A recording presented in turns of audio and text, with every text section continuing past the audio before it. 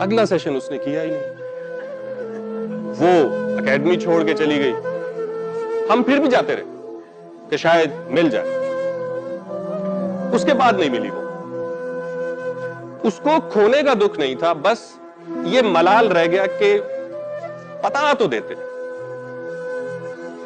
6 बरस बाद जब मैं यूनिवर्सिटी पहुंचा, मुझे वो दोबारा नजर आया। वक्त गुजर चुका था, हम बदल चुके थे, और वो मेरी सीनियर भी थी, क्योंकि मैं उसके प्यार में फेल हो चुका। अब एक आध दफा दिखी, दिल में थोड़ी बेचैनी हुई, सोचा जाके बताते हैं। फिर कहा रहने दो। यूनिवर्सिटी ऑब्वियसली सुबह सबको टाइम पे जाना होता है, लेकिन मेरे घर के पास यूनिवर्सिटी की बस नहीं आती थी, वो बहुत दूर से उठाती थी। तो हम इस जिद में कभी लिफ्ट लेके जाते थे, कभी कोई दोस्त पिक कर लेता था, कभी टाइम पे पहुंचते थे, कभी नहीं पहुंच पाते थे।